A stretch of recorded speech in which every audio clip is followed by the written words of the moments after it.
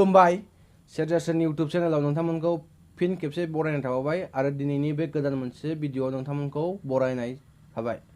दिनैनि बे गोदान भिडिअ आं नोंथांमोननो खिन्थागोन बा नोंथांमोननो रायलायगोन बेनो जाहैबाय दाख्लै थांनाय माबायाव पान्जाब नेशनेल बेंकनि PNB पान्जाब नेशनेल बेंकनि KYC फर्मखौ मारै फिलआप खालामो बिनि सोमोन्दै आं नोंथांमोननो फोरमायखांबाय। दिनैहाय आं बे एखेयैनो स्टेट बैंक अफ इन्डिया बा SBI स्टेट बेंकनि बे KYC फर्मखौ मारै फिलआप खालामो बिनि सोमोन्दै नोंथांमोनजों बे भिडिअनि गेजेरजों फोरमायगोन। KYC फर्म फिलआप खालामनाया बांद्राय गोरा हाबा नङा, थेवबाबो जायफोरा जुदि एसे गोनो गोथो जायो लिरनायाव जेनेबा जायफोरा लिरफेरा बिथांमोननि थाखाय आं बे भिडिअखौ लानानै फैबाय। बिनिखायनो जाय बिथांमोना बे भिडिअखौ सिगांफ्राव नागिरदोंमोन नाथाय मोनाखैमोन, दिनै आं बे भिडिअखौ नोंथांमोननि थाखाय बानायनाय जाबाय। मानोना गोबां समाव एखनबा समफ्राव बिदि भिडिअखौ गोबांफ्रा नागिरो नाथाय मोननो थाङाखैमोन आरो आंबो नागिरदोंमोन बै समाव सिगां समाव जे समाव आंबो रोङामोन। दा नाथाय आं जाखिनि रोंगौ बे रोंगौथि दं बा रोंगौ बेनि गेजेरजों आं नोंथांमोननो बे भिडिअखौ लाबोनाय जाबाय। स' गाइस नोंथांमोना गोबाव खालामालासिनो भिडिअखौ नायलांदो आरो बै फर्माव KYC फर्मखौ मारै फिलआप खालामो बेखौ नायलांनो हासिगोन। फैदो जों दानिबा नायनोसै। फर्मा नैबेनो, फर्मखौ नोंथांमोना खेबसे नायनानै लाग्रोदो मा लिरनांगौ, बाहायनो आं नोंथांमोननो फोरमायगोन। बेखौ आं फिलआप खालामखाबाय आंनि एड्रेसखौनो, थिग बिदिनो आं नोंथांमोननो मोनफा मोनफायै देखायगोन। बेहाय मा होफानांगौ आरो मा होफानाङा, मारै लिरनांगौ बेखौ आं नोंथांमोननो फोरमायनोसै। नों जेखुनु जाया फावथेन गोसोम बा ब्लु पेनजों लिरनो हागोन। बाहाय जेबो माबा गैया, जेबो लिरनांगौ होननानै माबा गैया। केपिटेल लिरनांगोन बुस्थुआ बेनो, आरो बांसिनानो केपिटेल लिरखानांगौ बिदि खथायाव। दा फार्स्टआव दं नै CIF, बे CIF नाम्बार ना, CIF नाम्बार लिरनो थिनदों। स' बे CIF नाम्बारा जोंनाव बबाव थायो? पासबुकआव थायो बे CIF नाम्बारा। बेखौ पासबुकनिफ्राय नायनानै लिरनांगोन। CIF नाम्बार ग्रोब जाखायो बेसिम, नोंसोर सानल'। जुदि थोबाय बायाबा बायसान्सआव ओरै बोदोना लिरनो हायो, नाथाय बिदि नाङा, ग्रोब दंखायो CIF नाम्बारा। बे मानोना स्टेट बेंकनिनो KYC फर्मखा, बेनि थाखायनो बिथांमोनहा मिथिखायो आरो ग्रोब होखायो। बिनि उनाव दं नैबेहाय branch, state bank of India, नैबे ब्लेंक नैबाय ब्रान्च जाबाय ना। आंना धालिगाव ब्रान्च नालाय आं धालिगावखौ लिरबाय, बास बिदिनो। जेरै बङाइगावबा बङाइगाव ब्रान्च, क'क्राझारबा क'क्राझार ब्रान्च, बेखौ नोंथांमोना होनो हागोन। बिनि उनाव same name same as ID proof, नैबाहाय ID प्रुफ बिदोंना, मा ID प्रुफ होफायो नोङो बेखौ नैबाहाय बुंदों नै सेम एस नेमा, थारमाने नों बाहाय जा नामखौ लिरगोन बे ID प्रुफजों एखे जानांगोन ना। ID प्रुफआव नों मा होयो बेजों नोंनि नामा एखे जानांगोन। बाहाय दं नै प्रिफिक्स, बाहाय मा नोंनि जे नामनि सिगाङाव लिरो बेखौ श्री, मिस, श्रीमती बेफोरखौ बाहाय होनो थिनदों। लिराबाबो जेबो नङा, जुदि लिरनो हायो श्री, श्रीमती, मिस लिरनो थाखाय जायगाया मोनसे खम जायो, थेवबाबो नैबे मोनसे खथायावनो अबावबा मोननै लिरनानै होनानै जों बेखौ लिरनो हागोन। बिनि उनाव फार्स्ट नेम, आंना फार्स्ट नेमा जाहैबाय प्रनय ब्रह्म, फार्स्ट नेमा जाहैबाय प्रनय आरो मिस लास्ट नेमा जाहैबाय ब्रह्म। बाहाय थारमाने आंनि नामा ओरै जायो प्रनय ब्रह्म, जेनेबा ओरैनो बुंबा।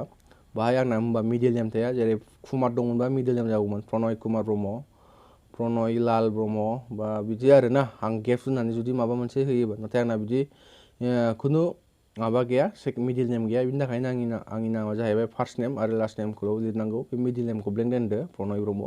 बायसान्सआव जुदि नैबे टाइटेल लिरनायाव जायगा थोबाय बायाबा नों बेखौ एसे बोदेरनानै ला, नैबे सिनखौ बेजों एखेयानो फिसा खालामनानै, बास बिदि खालामनानै मिलायनानै लिरनानै जाबाय। बिनि उनाव दं एकाउन्ट नाम्बार, एकाउन्ट नाम्बारखौ जों नैबे लिरनांगौ। नैबे खथायाव एकाउन्ट नाम्बारखौथ' गावबा गावनि पासबुकआवनो थाखायो, बेखौ नायनानै लिरबानो जाबाय, जाहाथे मिस्टेक खालामनोल' नाङा, बेखौ लिरदो। बिनि उनाव रेसिडेन्ट स्टेटास, रेसिडेन्सियेल स्टेटास ना, नों नोंथ' जोंनि बांसिन एकाउन्टआ बे फर्मआ जाहाथे इन्डिभिजुवेल ना, हारसिंनि थाखायल'सो बाहायखायो। जयेन्ट एकाउन्टबा आलादा जागोन, बे जायाबो जानो हागौ। बेखौ बाहाय लिरदों रेसिडेन्ट इन्डिभिजुवेल। जों रेसिडेन्ट इन्डिभिजुवेल आरो रेसिडेन्ट, जों नन रेसिडेन्ट नङा, जों नन रेसिडेन्ट इन्डिभिजुवेल, जों इण्डियानि बाहेरानि नङा, जों इण्डियानि नङि नङा, जों इण्डियानिनो, ओंखायनो जों रेसिडेन्ट इन्डिभिजुवेल। फरेन नेसनेलनिबो नङा, जों पार्सन अफ इन्डियान अरिजिन जों दस्रा हादरनिफ्राय फैनानै इन्डियान अरिजिन खालामनायबो नङा बिदिबो नङा आरोना जों दा रेजिडेन्ट इन्डिभिजुवेलखौ टिक मार्क होनानै होबानो जाबाय।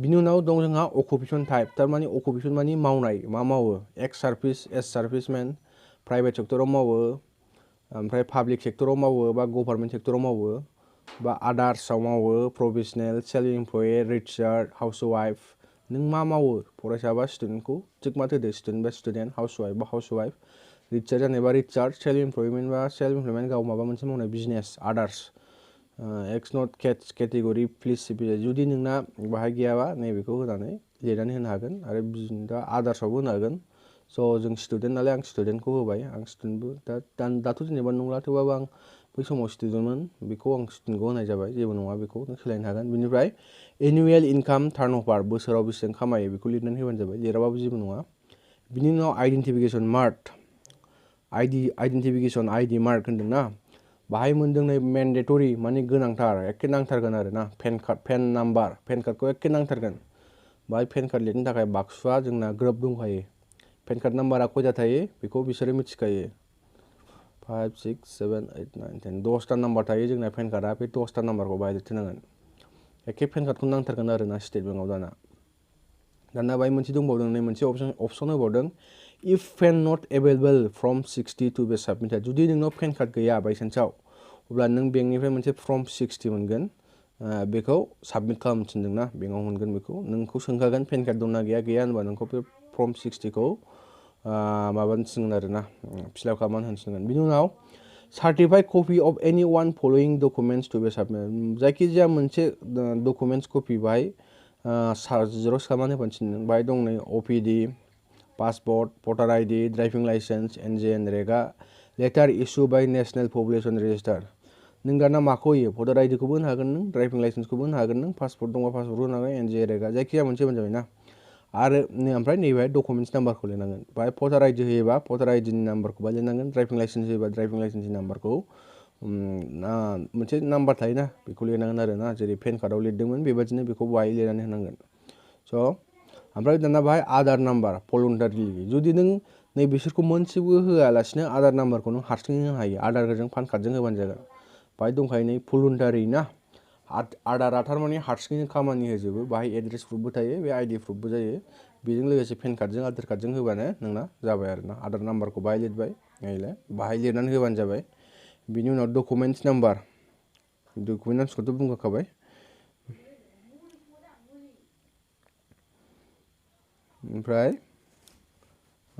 नैबाय कारेन्ट पारमानेन्ट एड्रेस कारेन्ट बा पारमानेन्ट नों बबेखौ सेलेक्ट खालामो जायखिया बाहाय मोनसे बिबावबाय बे गोजौआव होनाय बायदि जुदि नों बाहाय आधार नाम्बार होयोबा नैबे आधारखौ होबानो जाबाय नैबिसोर जुदि नोंनाव गैयाबा नोंनाव आधारल' दं I submit my Aadhaar number and voluntary give my consent yes जुदि नोंनाव आधार नाम्बारल' दंबा नों बेखौ भलुन्टारिलि साबमिट होनो हागोन आधारनि अनगा आधार होबाथाय नोंनो जेबो होनांला बास बाय थिक मार्क होदो आधार नाम्बारखौ लिरनानै होदो बास होनबानो जाबाय नोंना नैबाय दाना 3.1 नै कारेन्ट लकेल एड्रेस डिटेल बाहाय नोंनि दानि थानाय लकेल एड्रेस आरो बा कारेन्ट एड्रेसखौ बाहाय होबानो जाबाय कारेन्ट माने सोलिबाय थानाय आरो लकेल माने जोंनि जास्ट मस्ट लकेल बे एड्रेसखौ होनो जाबाय बाहाय जेबो माबा लाइन 1 लाइन 2 लाइन 3 मोनथाम लाइन दं नै मोनथाम लाइनाव बिदि लिरबानो जाबाय आं जेरै लिरदों बाहाय भिलेज होदो आमगुरि आंनि गामि नामा आमगुरि नालाय आमगुरि BIALL सर्ट फर्माव लिरबानो जाबाय भिलेजखौ ओमफ्राय बिनि उनाव मोनसे खथा गेप दोनदो बिनि उनाव गामिखौ लिरदो बिनि उनाव मोनसे खथा गेप दोनबावदो बाहाय पस्ट अफिसखौ फुल लिरालासिनो PO होदो मोनसे गेप दोनदो बिनि उनाव दाङाइगाव लिरनानै लिरदो बेखौ गेप दोननो हाबाय ना सेकेन्ड लाइनाव लिरफैदो नोङो PS दाङाइगाव आरो डिस्ट्रिक्ट गेप दोनदो चिरां बिदिनो बिनि उनाव पिन आरो गेप दोनदोलाय बिनि पिन क'डखौ लिरदो बास बिदि लिरबानो एड्रेसा जथेस्थ' आरो ना हाउस नाम्बारफोरखौ होनो हागोन जुदि टाउननिबा नों होनो हागोन हाउस नाम्बारफोरखौ टाउननिफोरना flat ward number house number थायो नालाय जों बिसिना बिदि भिलेज टिलेज थाया स' बेनो दा बिनि उनाव जोंना सिटिना भिलेज सिटि टाउन भिलेज नालाय जोंहा गामिनि नामखौ आं लिरबाय आमगुरि डिस्ट्रिक्टआ मा आं जोंना चिरां पिन क'ड 783380 बिनि उनाव स्टेटआथ' आसाम बा दस्राबो जानो हागोन दस्राफोरनिया आरो कन्टेक्ट डिटेल्स टेलिफन नाम्बार सोना जोंथ' दा टेलिफन बाहायखाला रेसिडेन्ट न'नि बेबो जों बाहायखाला आरो मबाइल नाम्बारखौ जों बाहाय थुनानै होदो ना मबाइल नाम्बार थाखायो नालाय बयनावबो आजिखालिथ' मबाइल थायो थाला मबाइल नाम्बारखौ बाहाय लिरनानै होदो मबाइल नाम्बारा खिन्थु जाय समाव बेंक खुलिनाय समाव जा रेजिस्टार खालामनाय मबाइल नाम्बारमोन बेखौसो होनांगोन, बेखौ बाहायसो बिदों। बिनि उनाव इमेल आइडि ना इमेल आइडि दंबा होदो आरो गैयाबा गैयासै। इमेल आइडि होबा मोजां, नोंनि माखासे माबाफ्रा इमेलनि गेजेरजों बांसिन खामानि जायो। जेरै पासबुक आपडेट मासनि नों बेखौ माबायोबा होनो हागोन। बेंकआव जुदि माबा खालामोबा बे इमेलावनो नोंना आपडेटआ फैबाय थाखागोन। स' नैबाय डिक्लारेसन बेखौ फरायदो। आइ साबमिट माइ आधार एन्ड भलुन्टारि गिफ्ट। आं आधारखौ साबमिट खालामबाय, भलुन्टारि आधारखौ हारसिङैनो होनो हायो नालाय, हारसिङैनो खामानि मावनो हायो नालाय साबमिट खालामबाय in consent the use of same as ID as address proof. आइडिनि थाखायबो होबाय, प्रुफ एड्रेस प्रुफनि थाखायबो आधारखौ होबाय होननानै कनसेन्ट माबा एप्लिकेसन डिक्लारेसन होनांगोन। स' बेनो। ओमफ्राय बिनि उनाव डेट आरो माबाफोर मिस्टेक जायोबा आं बिनि थाखाय दायनिगिरि जागोन होननानै बाहायनो नै बिदि बुंनाय दं। ओंखायनो बिदि जेबो जाहाथे भुल खालामनाङा। ओमफ्राय लिरनायाव आरो होनायाव बाहाय डेट अफ बार्थ होदो। डेट अफ बार्थ नङा, डेट जेदिनखालिनि साबमिट होगोन बिनि डेटखौ होदो। जेदिनखालि बेंकआव साबमिट होगोन बाहाय नै मारै होनांगौ दंखायो, डि मानि डेट, नैबे मोननै खथायाव डेट लिरदो। बिनि उनाव मान्थ, मोननै दं बाहाय मान्थ लिरदो। बिनि उनाव वाइ मोनब्रै दं, इयार। दा जेनेबा हमनानै ला नों जेनेबा 10 तारिखआव होबाय, दानि सोलिबाय थानाय सेप्तेम्बर मास बा मा जायखिनु मासाव होबाय, जेनेबा 1 तारिख होबाय 01 लिरदो। 1 मासाव होबायबा 01 बा 12 मासाव होबायबा 12, इयारा बेसेबां 2020 बा 2021 2021 ना 2021 होनानै होबानो जाबाय बेहाय। बिनि उनाव नैबाहाय सिगनेसार होदो। बास बाहाय जेबो नङा, बाहाय जेबो लिरनांगौनि जेबो माबा होआखै। नैबे सिगनेसार होनानै होबानो जाबाय। सिगनेसार थाम इमप्रेसन्स अफ कास्टमारनि सिगनेसार थाम होबानो जाबाय। बे अफिस कफिसै बास, बिनि उनाव जेबो गैला। This form along with KYC document to be sent to LPG storage identity address detail verified with bank record knowledge be बेंकनि खामानि गोजासै।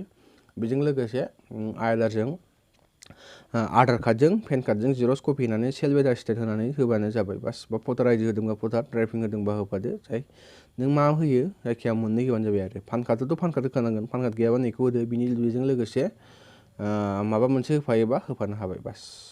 बेखिनियासै, जोबोद गोरलै। नोंथांमोनाबो खेबसे नायनानै आरो लिरदावबानो हागोन। स' बिदिबा आंगो लोगोफोर, नोंथांमोना बुजिखाबाय जानांगौ आरो बुजिनो हाबाय आरो मिथिनोबो हाबाय मारै फिलआप खालामो बिनि सोमोन्दै। जुदि नोंथांमोना माखौबा बुजियाखैबा माखौबा गोनो गोथो जादोंबा कमेन्टनि गेजेरजों सोंहरनो हागोन, बाहाय जेबो उसुबिदा गैया। जि समाव आं मोनो बे समावनो आं नोंथांमोननो लगे रिप्लाइ खालामफिननो नाजागोन। बाहाय नोंथांमोना माखौबा मिथियाखैबा माखौ बुजियाखैबा सोंहरफिननो हागोन। बिदिबा दिनैनि भिडिअआ बेखिनिसै। नोंथांमोना जुदि भिडिअखौ मोजां मोनदोंबा लाइक आरो शेयार आरो कमेन्ट खालाम आरो सेजारसन चेनेलखौ जाहाथे साबस्क्राइब खालामनानै लायो, मानोना जाहाथे आंनि गोदान भिडिअआ नोंथांनिसिम गिबिसिनै सहैयो आरो नोंथाङानो नुजेननो हायो। आरो इयुनावबो बेबायदिनो भिडिअ आपल'ड खालामनानै नोंथांमोनखौ हेफाजाब होबाय थानो हाथों बेखौ मिजिंथिनाय थाबाय। जाहाथे नोंथांमोना साबस्क्राइब आरो कमेन्ट आरो शेयार गासिखौबो खालामनानै चेनेलखौ सापर्ट खालामो। बेखिनिखौनो बुंनानै दिनैनि बे सुंद' भिडिअखौ बेखिनियावनो फोजोबबाय। गोजोन्थों, खुलुमबाय।